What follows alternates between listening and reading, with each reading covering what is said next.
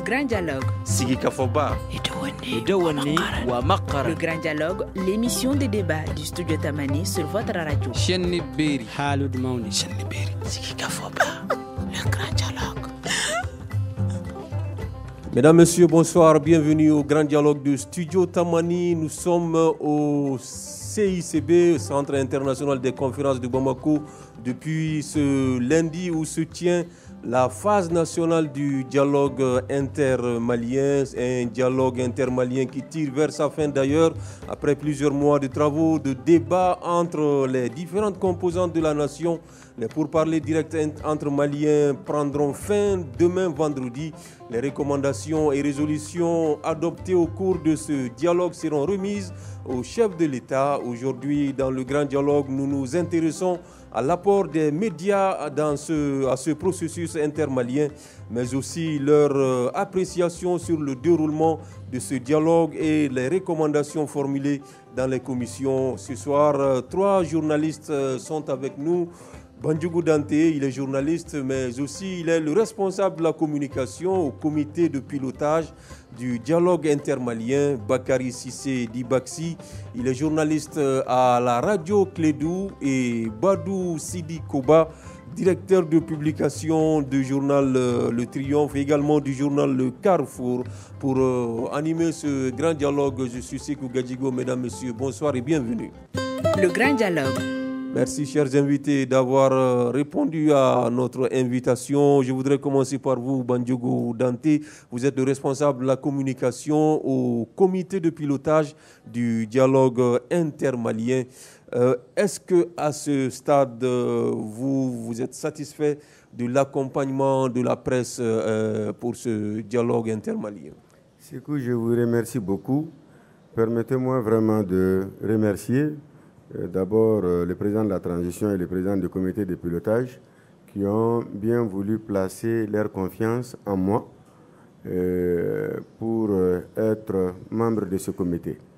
Et dans ce comité, on a confié à ma modeste personne, certainement en raison de mon milieu d'origine, qui est le monde de la presse, premier responsable de la presse malienne, et bien évidemment, on m'a responsabilisé pour assurer avec mon équipe la communication de ce dialogue. Bon, satisfait, pas satisfait, c'est une œuvre humaine. Nous préférons laisser vraiment l'appréciation aux autres. Mais je crois que nous avons élaboré un plan de communication que nous avons essayé de mettre en application avec l'accompagnement de tous les acteurs des médias. C'est le lieu vraiment de remercier d'abord la mobilisation générale de la presse autour de l'événement. Rarement, l'événement aura mobilisé la presse malienne dans toutes ses composantes, publiques et privées. Donc vous estimez que la presse s'est mobilisée pour ce dialogue intermalien? La presse s'est véritablement mobilisée depuis le départ. D'abord, depuis le lancement des activités, le président du comité de pilotage s'est déplacé pour tenir une conférence de presse à la maison de la presse pour lancer ses activités.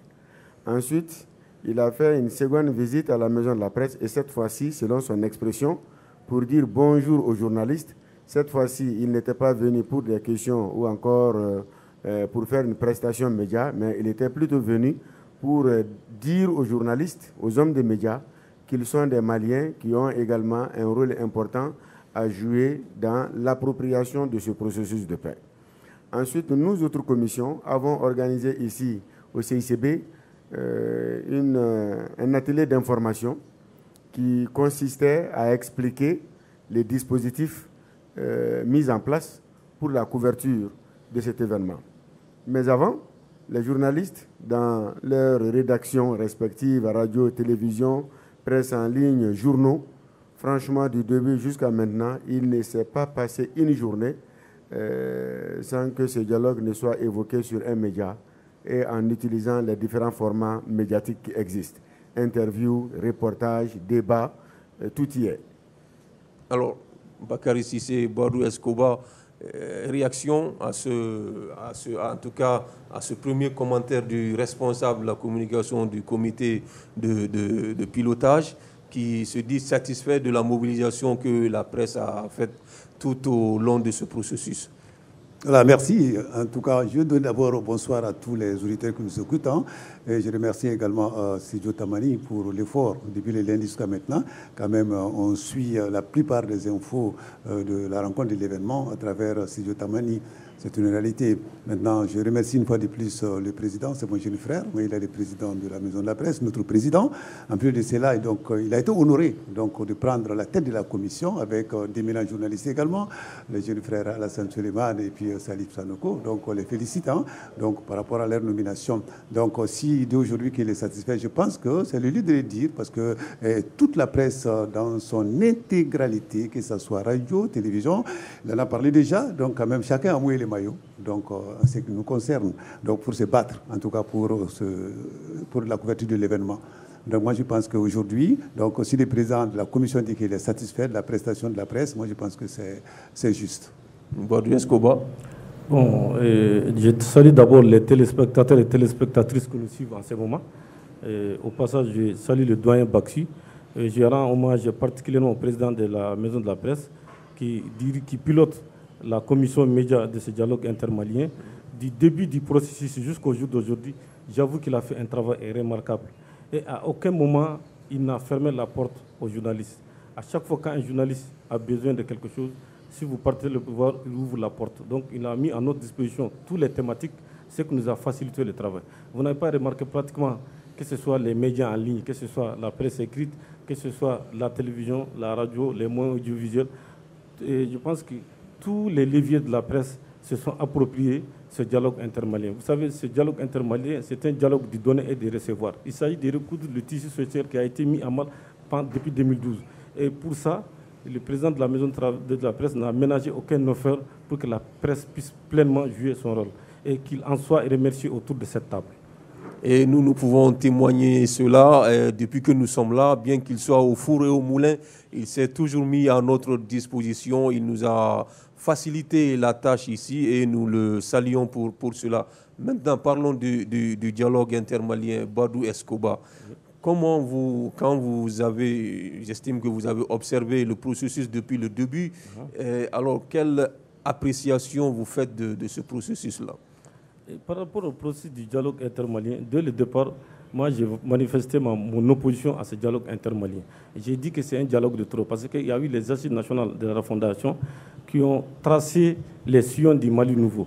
Donc, à notre grande surprise, vers la fin du mois de décembre, le président de la transition, chef de l'État, a affirmé qu'il y aura un autre dialogue, un dialogue intermalien où les Maliens vont se parler. Je me suis posé la question, les autres dialogues, est-ce que c'était des dialogues entre Maliens et Européens ou bien entre Maliens et Américains? C'était des dialogues entre Maliens. Je parle de la conférence nationale souveraine. Ensuite, je parle de la conférence d'entente nationale sous IBK, le dialogue national inclusif et les assises nationales qui ont eu lieu sous cette même transition. Donc, ces différents dialogues, quand même, ont concerné d'abord les Maliens avant que ça ne concerne les autres. Et ce sont des Maliens qui se sont parlé. Bon, ce que j'ai dit, si on dit que ce dialogue est un dialogue entre Maliens, et les autres dialogues. Les autres dialogues aussi étaient des dialogues entre Maliens. Seulement, et après chaque dialogue, qu'est-ce que nous remarquons? Nous remarquons que les rapports dorment dans les tiroirs. Et lors des discours de clôture, le président parle, il tient un beau discours, il annonce que vraiment le dialogue s'est bien passé, il y a eu ceci, il y a eu cela. Quelques jours après, on oublie qu'il y a eu un dialogue. Et ce dialogue, effectivement, a commencé depuis le mois d'avril. Il y a eu les phases communales, il y a eu les phases régionales. La phase nationale a débuté le lundi. Bon, moi, je me dis, mais de mon point de vue, je n'ai pas remarqué grand-chose. Je n'ai pas remarqué une différence entre ce dialogue intermalien et les autres dialogues qui ont concerné les Maliens. Donc, c'est pourquoi j'ai dit que ce dialogue a été un dialogue de trop. La seule remarque que j'ai pu faire, ça, c'est la symphonie de Mahmoud Dafé du Centre Corée de Ségou. À part ça, c'est les mêmes anciens visages, c'est les mêmes discours, c'est les mêmes personnalités. Donc, c'est pourquoi j'ai dit que ce dialogue n'était pas nécessaire. On aurait pu trouver la formule, organiser des journées de recueillement, organiser des journées de réconciliation nationale, organiser des journées pour rendre hommage aux civils, aux militaires, je veux dire aux forces internationales qui sont tombées au Mali, aux civils qui sont tombés, aux forces de défense et de sécurité du Mali, qui ont fait don de leur personne, qui sont morts les armes à la main, nos valeureux combattants, leur rendre hommage, mettre en place des cimetières militaires pour élever des monuments à leur honneur. Donc c'est à cela que j'ai pensé. Mais en aucun moment, je n'ai pensé à l'organisation d'un dialogue intermalien. On nous a dit que ce dialogue intermalien a été mis en place, peut-être c'est pour combler le déficit qui a été laissé par l'accord ici du processus d'Alger, parce que l'armée malienne a récupéré Kidal, Tinzawaten, et que les membres du cadre stratégique permanent donc, ne seront plus invités autour de la table parce que vraiment désormais ils sont bannis. Tout ça c'est une réalité, mais moi je m'étais dit qu'on aurait pu trouver une autre formule pour ce dialogue intermalien. Moi je dirais tout simplement que c'est un dialogue de trop. D'accord. Bakary Cissé, est-ce que vous pensez la même chose? En tout cas, depuis le lancement de cette opération, depuis que l'annonce a été faite par le président de la transition, au niveau de la rédaction de Clédou, dont je suis le responsable, nous sommes toujours au cœur des grands événements. Donc, si un sujet national se pose comme ça, donc la question est posée sur la table au niveau de la rédaction. Donc, avec 12, 14, 15 journalistes, chacun donne son point de vue par rapport donc, à l'événement. Comment nous allons couvrir, donc quel est le plan qu'on va adopter. Donc, le plan est posé. Maintenant, les angles sont désignés, sont donnés aux uns aux autres. Maintenant, en tout cas, dans les discussions au niveau de la rédaction depuis le départ, donc certains pensaient que ce sera donc une rencontre de trop. Il y a eu tellement de dialogues au Mali. Donc, jusque-là, hein, il y a les résolutions qui dorment dans les tiroirs, c'est une réalité. D'autres disent que non, il faut aller parce que nous partons vers le Mali-Koura. Si nous partons vers le Mali-Koura, il faut faire de nouvelles choses. Bien, maintenant, quand même moi, en tant que responsable, j'ai dit d'accord, tout ça c'est bon.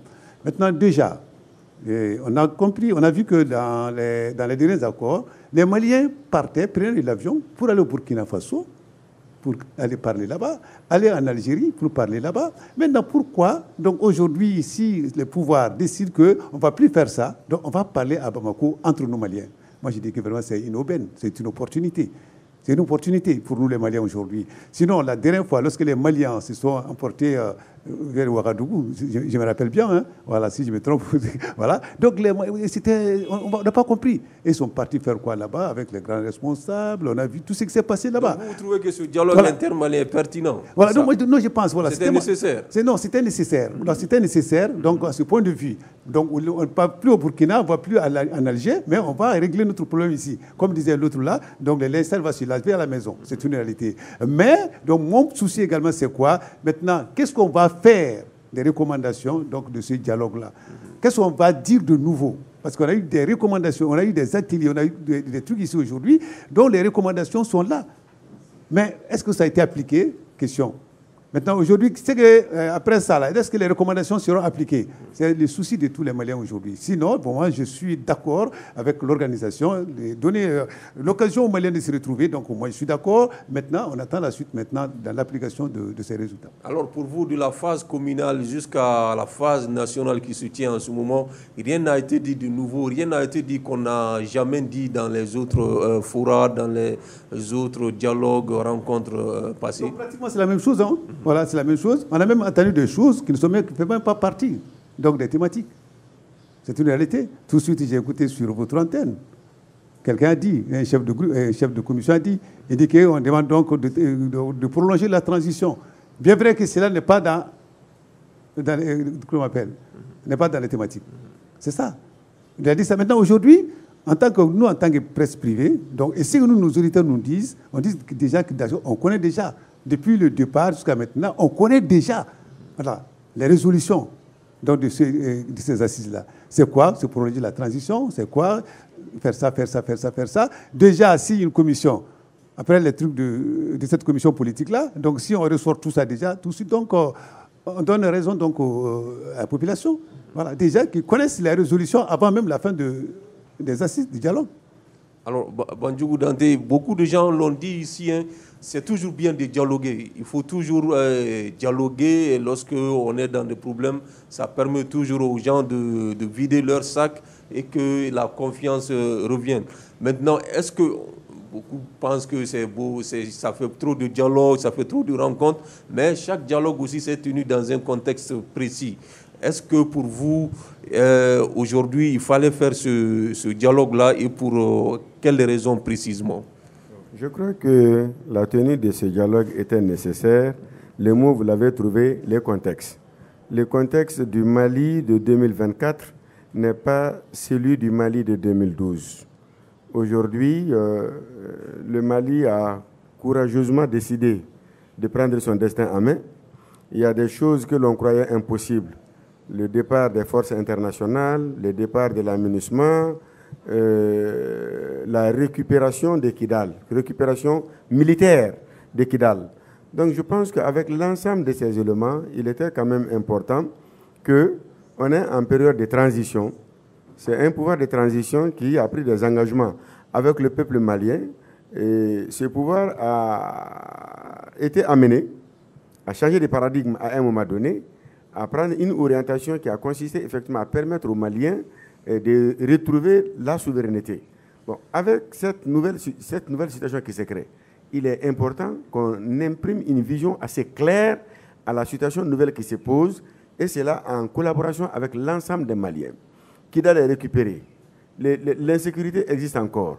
Et les élections sont attendues. Donc voilà des questions de fond. Donc il fallait parler de tout ça là, entre Maliens. Et là, ce n'était pas nécessaire qu'on trouve un garant international, parce que le dialogue intermalien ne veut forcément pas dire c'est déplacer pour aller ailleurs. On peut tenir un dialogue au Mali et que ce dialogue soit instrumentalisé par l'extérieur. Vous vous rappelez, dans un passé récent, il y a des pays qui se permettaient d'appeler une partie des Maliens pour les former en technique de négociation. Technique de négociation pour défendre quel intérêt qui soit en dehors des intérêts nationaux. Donc je crois qu'aujourd'hui, si entre Maliens nous nous retrouvons, nous regarder dans les yeux et laisser la parole libre, que les gens soient même invités à parler des problèmes spécifiques à leur localité, je pense que c'était tout à fait normal. C'est vrai qu'il y a des questions qui ne sont pas dans les termes de référence qui sont revenues.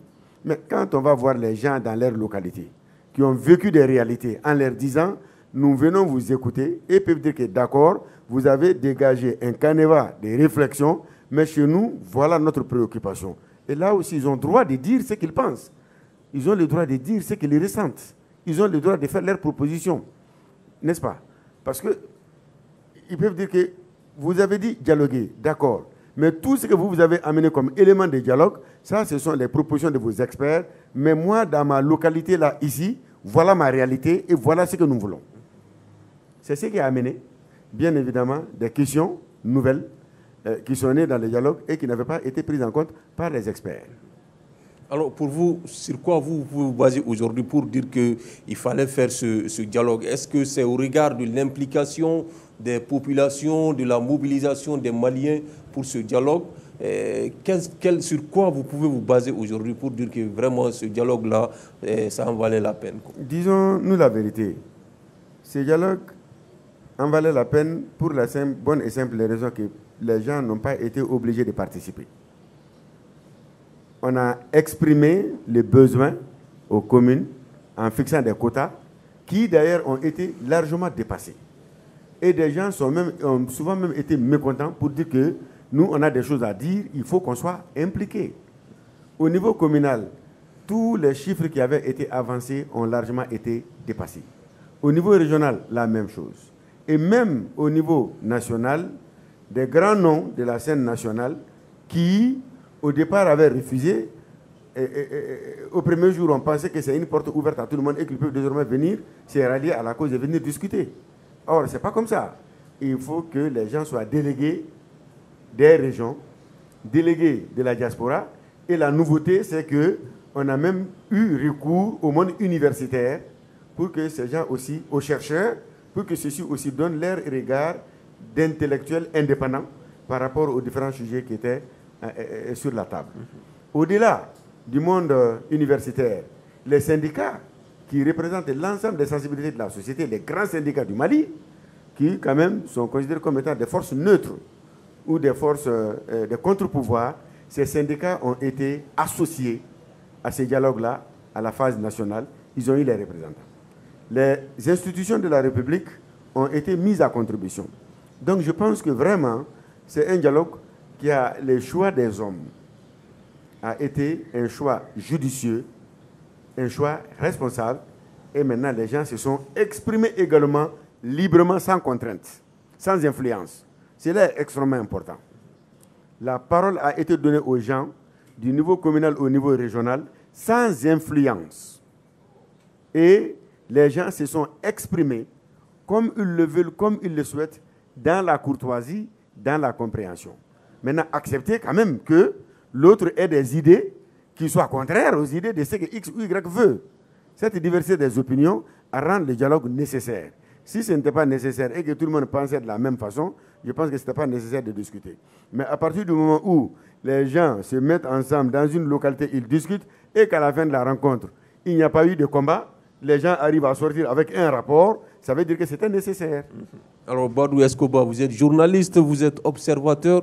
Est-ce que vous êtes d'accord avec Dante que vraiment ce dialogue a suscité un engouement au niveau des populations maliennes? Par rapport à ce que j'ai vu, par rapport à ce que j'ai entendu, ce dialogue n'a pas suscité autant d'engouement, par exemple, par rapport aux assises nationales de la refondation. C'est vrai que les époques ne sont plus les mêmes, les enjeux ne sont plus les mêmes.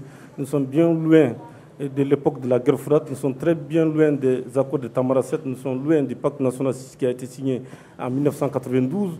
Nous sommes assez loin des accords de Ouagadougou qui ont permis l'organisation des élections de 2013. Nous sommes assez loin aussi de l'accord ici du processus d'Alger qui a été paraphé à Bamako. Tout ça, c'est une réalité.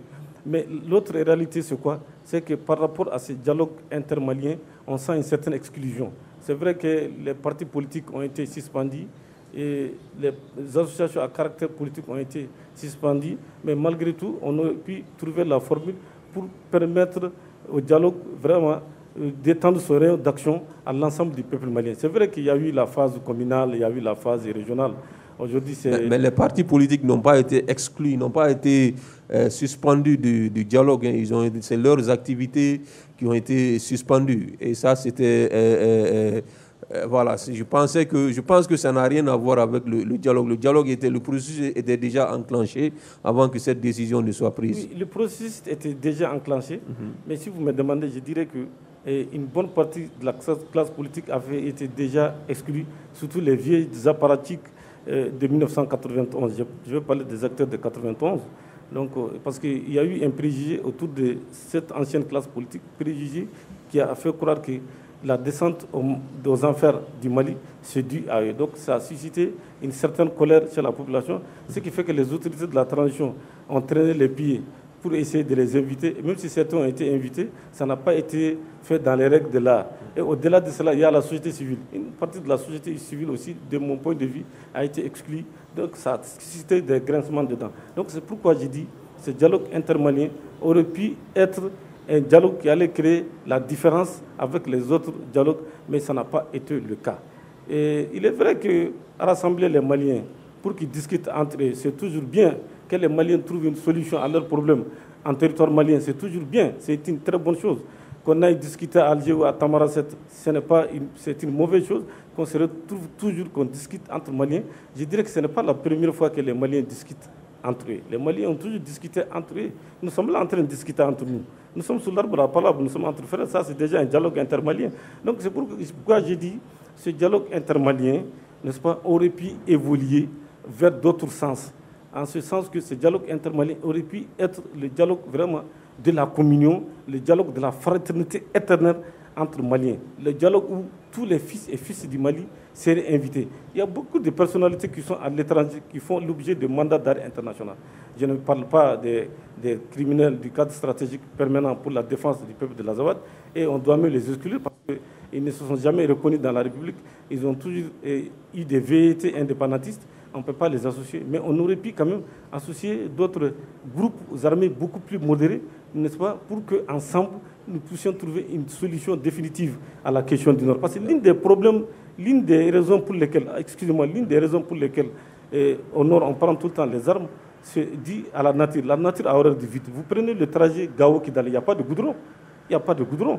Au-delà de cela, il n'y a pas d'infrastructure, il n'y a pas d'usine qui puisse embaucher les jeunes. Donc un jeune qui n'est pas à l'abri du besoin, ce jeune sera à l'abri des terroristes. C'est pourquoi j'ai dit pendant longtemps, le Nord et le Centre ont été des terreaux fertiles pour les terroristes. Donc je croyais qu'on allait discuter de ces sujets-là. On aurait pu organiser une table ronde. Ce sont des sujets aussi qui sont revenus pendant les discussions en plénière.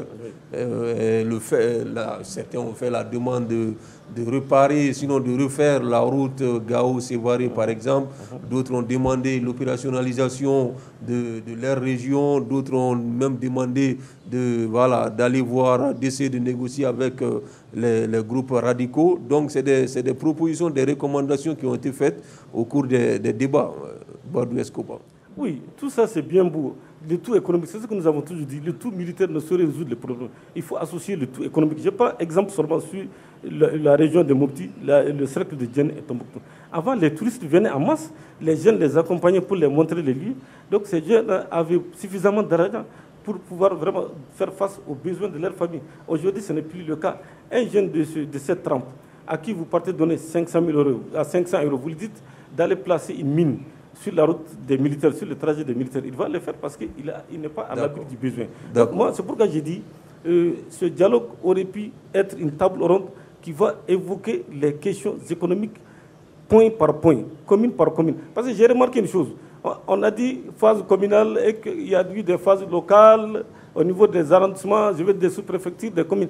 Mais il y a des têtes qui sont à Bamako depuis 40 ans, 50 ans. Ils n'ont jamais été dans leur terroir et ils représentent les localités. J'ai vu ça, j'ai les preuves. Et vous appelez ça un dialogue intermalien? D'accord, d'accord. Des individus qui ont passé 50 ans à nous allons vous redonner la parole, nous allons revenir aux thématiques. Je les ai vus aussi, je les ai vus dans la salle. Si je pouvais rentrer dans la salle, j'allais les montrer au président de la salle. Pour lui dire qu'il parle de dialogue intermalien. Ce visage-là, depuis 50 ans, il a. Nous allons vous redonner la parole. Il vient tout de la région de Menaka. Il n'a jamais été dans sa localité. Bakary Cissé, est-ce que vous pensez, comme Badou Escobar, que le dialogue n'a pas été assez inclusif? Oui, bon, quand même, lorsque vous avez dit que les partis politiques et les associations à caractère politique n'ont pas été exclus, ont été, bon, moi je pense au contraire. Parce que déjà, si on dit que vos activités sont suspendues, donc participer à un dialogue, c'est une activité. Voilà, vous allez participer au nom du parti. En ce mois, c'est une activité politique. Donc si on dit que vos activités sont suspendues, comment vous pouvez participer à un dialogue? Ce n'est pas évident, mon frère. Donc, ils ont été bien exclus. C'est une réalité. Donc, il y a d'autres couches également qui n'ont pas été touchées. C'est ça. Si on dit dialogue, c'est entre deux personnes. Par exemple, on dit que l'accord d'Alger, issu d'Alger, donc on va laisser tomber ça. Maintenant, on va essayer de trouver entre nous maintenant donc, un autre document qui sera bien profitable à tous les Maliens. Dans ces cas-là, qu'est-ce que nous avons dit à Alger? Qui était contre qui à Alger? C'est ça la question qu'on se pose aujourd'hui. Donc si on dit que l'accord d'Alger va laisser tomber, en ce moment, nous allons faire dialogue intermalien et pour trouver donc, de nouvelles formules. En ce moment, donc, il faut que les protagonistes soient là. Il faut que les protagonistes soient là pour discuter et trouver donc d'autres schémas. Mais malheureusement, donc, comme mon confrère a dit, c'est une réalité, on a des partis, je ne dis pas des partis politiques, on a des partis quand même qui ne sont pas dans les dialogues. Donc, ce qui fait un peu que même nous, nos auditeurs, hein, nous sommes comme des radios où les gens appellent, parce que beaucoup de gens ont fait des réserves par rapport à ça, même si nos auditeurs, la plupart quand même, ce sont les supporters donc, de la transition, plus précisément du colonel Assimi Goïta. C'est une réalité, ils défendent, mais réellement, il y a certaines choses qui ont été faites par rapport donc, à ces dialogues-là. Donc là, ça ne mérite pas d'être fait. Donc si vraiment on voulait s'attendre voilà, que les Maliens se donnent la main, on n'allait pas faire comme ça. Donc je vais tacler mon jeune frère président, donc lors de l'ouverture. C'est ce qu'on a dit, même les journalistes qui sont venus, on a vu que c'était quoi? Les journalistes sont venus, c'est l'ORTM, c'est Studio Tamani seulement, et puis les soirs, je ne sais pas, qui sont autorisés à rentrer dans la salle. Et les autres presses, donc voilà, allez-y, vous devrez dans tout ça, allez regarder à la télé. Mais si c'était ça, dans nos rédactions, on a des téléviseurs. On allait rester là-bas et prendre les sons seulement. Ça serait là. Mais depuis là, donc on sait qu'il y a eu l'exclusion. Quelque part. Donc moi je pense que mon petit frère, il va bien réagir, il va répondre à cette question-là. Mais quand même, il y a eu beaucoup de manquements. Je ne dis pas que tout n'est pas... Quand même, il y a eu des petits manquements par rapport à ça. Par rapport aux médias d'abord, Bandjougou Dante, vous pouvez répondre à cela. Mais après, aussi répondre au fait que certains acteurs n'ont pas participé à ce dialogue. D'après ce que nous avons appris, la porte n'est pas fermée. Les gens peuvent continuer à adhérer à ce processus-là, même après ces différentes phases-là. Je crois quand même que la non-participation de certains acteurs, c'est quand même regrettable, il faut le dire. Mais je crois que tout est question de communication. En réalité, le comité de pilotage, bien avant la prise de cette mesure de suspension, que le comité a certainement découvert au même moment que tous les autres Maliens, des démarches avaient été entreprises auprès des uns et des autres pour qu'ils puissent participer au dialogue. À ma connaissance, et je crois l'avoir toujours dit, il n'y avait aucune force politique qui avait déclaré et de manière assumée son refus de participer à ce dialogue. Mais le comité a quand même essayé de les approcher avec des lettres d'invitation qui ont été envoyées avant la mesure de suspension. Maintenant, la mesure qui est arrivée a certainement été interprétée de différentes manières. L'administration va dire que c'est une façon de créer une certaine unité d'action autour de ce dialogue-là pour que les gens ne viennent pas avec des positions partisanes qui déchireraient davantage les Maliens. L'homme politique dira « Je suis invité parce que je suis politique et je ne peux que raisonner et agir politique ». Mais je crois quand même que ce qui est très important, que les uns et les autres se retrouvent rapidement dans l'intérêt du Mali pour que de bonnes conclusions qui sortiront de ces dialogues-là soient appliquées au bénéfice de l'ensemble du peuple malien. Pour ce qui concerne le cas de la presse, je me sens interpellé. En réalité, il n'y a nullement eu une volonté d'écarter qui que ce soit. Grand frère, vous êtes dans un pays où, dans Bamako et alentour, vous avez une centaine de radios. Vous avez 200 journaux. À Bamako, vous avez 43 chaînes de télévision. Et l'activité est localisée dans une salle de 1000 places. Et dans cette salle de 1000 places, les membres du comité de pilotage, c'est 160. Les délégués venus des régions, c'est 160. Les syndicats, les institutions, le monde universitaire complètent carrément le chiffre à 400.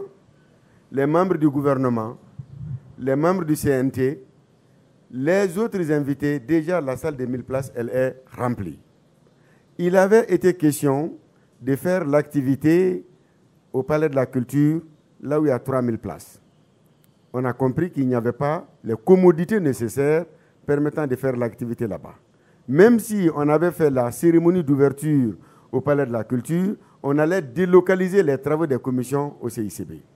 Nous autres, au niveau de la commission, nous avons facilité le travail à tout le monde. Nous avons délivré 350 accréditations. 350 accréditations. Sur les 350 accréditations que nous avons données, on avait dans un premier temps invité 60 organes. Déjà, compte tenu de la susceptibilité de l'opération, le dialogue, qui doit impliquer tous les Maliens, les médias ont commencé à se plaindre. Surtout que c'est le président de la maison de la presse qui est le président de la commission de communication. Ils ont pensé à une conférence de presse à la maison de la presse, à la maison commune, où la porte est ouverte à tout le monde. De 60, nous nous sommes retrouvés à 350. Pour pallier à ce qui est arrivé le lundi, nous avons organisé un atelier qu'on a appelé atelier d'information et de sensibilisation. Et en expliquant aux journalistes comment couvrir un événement. Comme les choses sont allées vite, nous avons tenu une réunion avec la sécurité, avec le protocole de la République, qui en réalité n'a exclu personne. C'est nous qui avons géré. Il a été dit, nous avons dit à l'ensemble des journalistes qui sont venus à la conférence, tout le monde ne peut pas avoir accès à la salle de 1000 places.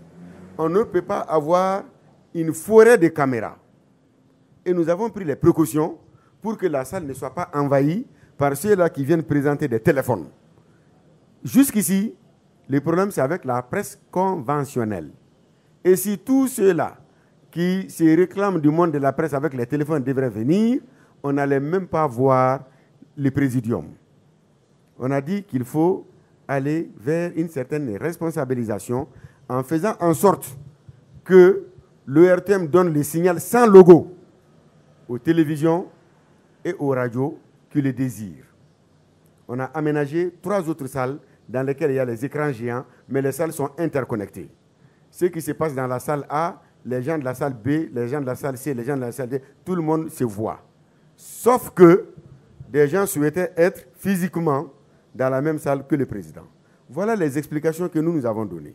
Mais là où le problème s'est posé, on nous a donné 15 cartes d'invitation qui doivent être données aux médias qui peuvent être dans la salle. Et les autres là, peuvent avoir accès dans les autres salles annexes. Moi, j'ai donné 5 cartes sur les 15 à Studio Tamani. Pourquoi? Studio Tamani est un média qui a 85 radios partenaires.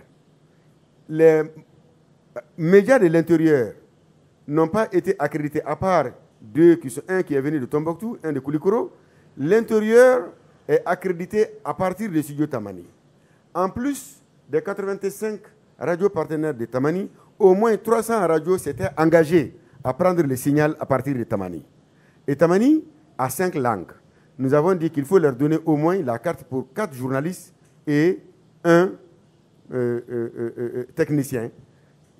La question des radios était dans une certaine mesure réglée à travers les cas Tamani. Je suis très tranchant, très tranchant.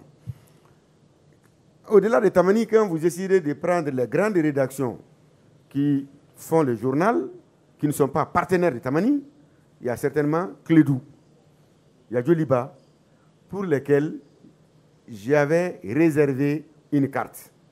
Et les uns et les autres allaient se reconnaître dans ce partage-là. Mais est-ce qu'il fallait donner les cartes aux organes invités avant le jour J, parce qu'on a eu 24 heures avant? J'ai dit non, ce qu'on va faire, envoyons les accréditations qui ont été données à tout le monde. On a même appelé les gens à la maison de la presse pour leur donner les cartes. J'allais me déplacer pour venir très tôt le matin avec les 6 à 7 cartes que j'ai. Les premiers qui allaient venir représentatifs, il fallait les donner. Parce que la question de place là est tellement compliquée que tu vas donner à un média qui ne vient pas et ceux qui sont là sont pénalisés. Et surtout avec les télévisions, il faut donner 2 à une télévision. Quand tu donnes au caméraman, il faut donner à son journaliste. En venant, au niveau de l'ENSUP, j'ai été pris dans un bouchon. Et quand j'ai été pris dans un bouchon, je suis descendu du véhicule en laissant le chauffeur seul. J'ai marché de l'ENSUP au CICB. Les gens avaient commencé à m'appeler.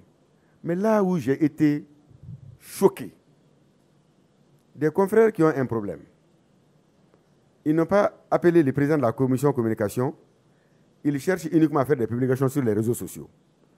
Mais informer sur les réseaux sociaux à quelle fin, pour quel intérêt et pour quelles raisons. Et surtout, que ceux qui se plaignaient, ou ceux-là qui sont intervenus dans les reportages réalisés par des médias, comme Djoliba, comme Clédou, les 95% de ceux qui sont intervenus dans ces éléments étaient à la télé préparatoire. Donc franchement, c'est l'occasion pour moi de présenter mes excuses aux médias qui souhaiteraient être dans la salle et qui n'ont pas pu être. Et ceux-là qui ont pensé que c'est une exclusion, il n'y a pas eu exclusion, il n'y aura pas exclusion. Et nous allons rattraper ce qui s'est passé pour cette cérémonie de clôture. Mais disons-nous la triste vérité, il ne peut pas y avoir un événement dans une salle de 1000 places avec 350 journalistes. D'accord, cela est bien compris et j'espère que cette explication aussi a été bien comprise par tous nos confrères. Badou Escobar, revenons à ce dialogue intermalien. Des recommandations, beaucoup de recommandations ont été faites. Je le disais tantôt, il y en a qui ont demandé à ce qu'on négocie avec les groupes armés radicaux. Ça a suscité beaucoup de débats pendant les plénières. D'abord, qu'est-ce que cela vous inspire? Ce n'est pas la première fois que cette demande revient, même s'il n'y a pas vraiment d'accord sur la question. Je tiens d'abord à rendre hommage à nos forces armées qui ont pu liquider Abou Zeifa du Hugo. Et ils l'ont liquidé avec un professionnalisme hors du commun qu'on n'enseigne même pas à Fréjus ou à West Point ou à Sandort en Grande-Bretagne. Donc que nos forces de défense et de sécurité en soient remerciées, c'est une prouesse. Et par rapport à la négociation avec les différents groupes armés, je pense qu'une négociation est toujours nécessaire. Toute guerre se termine autour d'une table. Mais encore faudrait-il que ce soit avec des gens de bonne foi, des gens raisonnables qui ne demandent pas beaucoup. Et ceux qui demandent aujourd'hui la transformation de la République en un État islamique, en un émirat islamique, on ne peut pas négocier avec eux. Ceux qui demandent l'indépendance, on ne peut pas négocier avec eux. C'est pourquoi il est bon de négocier, mais il faudrait faire un tri sur le volet. Il faudrait faire un tri sur le volet, savoir avec qui négocier, pourquoi négocier, et négocier avec des gens crédibles, des gens avec qui on peut discuter et des gens qui sont capables, qui sont susceptibles de respecter les accords qui seront signés. C'est très important, il faut le suivre. Mais aujourd'hui, par rapport à ce dialogue intermalien, le président de la Maison de la Presse sera peut-être notre porte-voix durant les travaux. Il faut que les services sociaux de base retournent. C'est ça l'urgence aujourd'hui. Il faut que les services sociaux de base retournent. Il faut que l'administration retourne.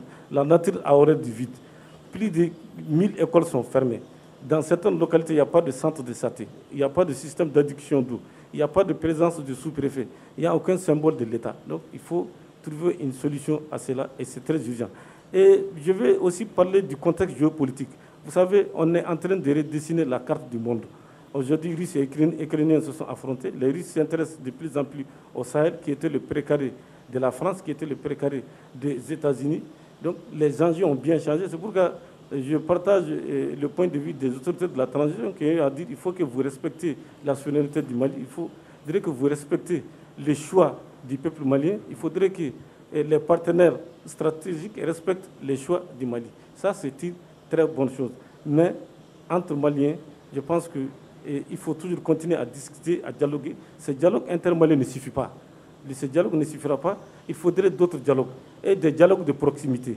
C'est pourquoi j'ai dit qu'il faut que tout le monde se reconnaisse dans le dialogue. C'est pourquoi quand le président de la commission d'organisation a dit le lundi que 120 000 internautes sont intervenus, c'est peu par rapport à 23 millions d'habitants. 120 000 internautes par rapport à 23 millions d'habitants, je pense que le chiffre est au rabais. C'est pourquoi j'ai dit beaucoup ne se reconnaissent pas dans ce dialogue intermalien. Parce que vous savez, le Mali, c'est une mosaïque de peuples. Vous partez dans le Haïré, dans le Kourmari, dans le Folona, dans le Kapolondougou, dans le Kaboïla. C'est des ethnies, c'est une mosaïque de peuples. C'est une culture, c'est une civilisation. Donc il faut qu'on tienne compte de nos réalités socio-culturelles. Et il faut, pour terminer, il faut éviter ces bluffs-là. Il y a beaucoup qui sont à Bamako depuis 30 ans, 40 ans, 50 ans. Vous l'avez déjà dit, nous n'allons pas revenir sur ça. Bakary Cissé, nous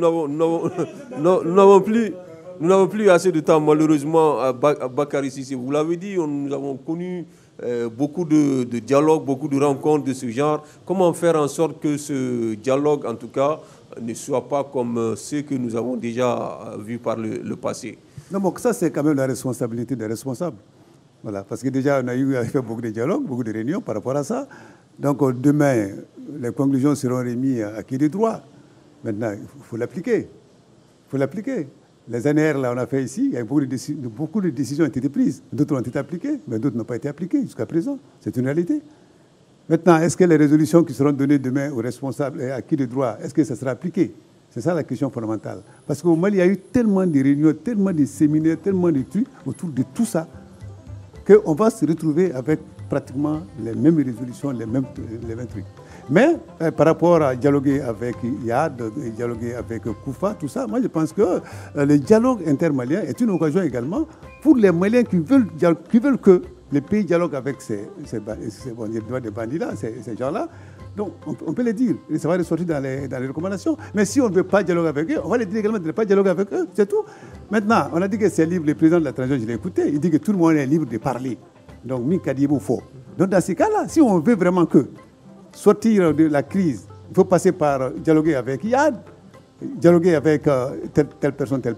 Maintenant, il faut que ça ressorte dans les résolutions. En ce moment, ils seront obligés de l'appliquer. Mais si ça ne ressort pas dans les résolutions, donc cela veut dire que donc, les Maliens même ne veulent pas ça. C'est une réalité. D'accord. Voilà. Je pense qu'on est au terme de l'émission. On me fait signe qu'il est déjà 19h et nous sommes à 45 minutes de ce débat. Le temps passe vite. Merci à Bandjougou Dante qui est le responsable de la commission communication au comité de pilotage du dialogue intermalien. Bakary Cissé, journaliste à Radio Clédou, et Badou Escoba, journaliste également, directeur de publication du journal Le Triomphe, également du journal Le Carrefour. Ce grand dialogue parlait aujourd'hui de l'apport des médias à la réussite de ce dialogue intermalien. C'était à la présentation Sekou Gadjigo, réalisé par Imran Kiloumaïga, sous le contrôle technique de Nouhoum Djire, Mamadou Ouattara et Gagny Kanté, ainsi qu'Ibrahim Sanogo. Merci à toutes et à tous. On se retrouve demain pour une autre émission dédiée à ce dialogue intermalien. Demain, je rappelle, c'est la cérémonie de clôture de 15h à 17h. Merci à toutes et à tous et à demain.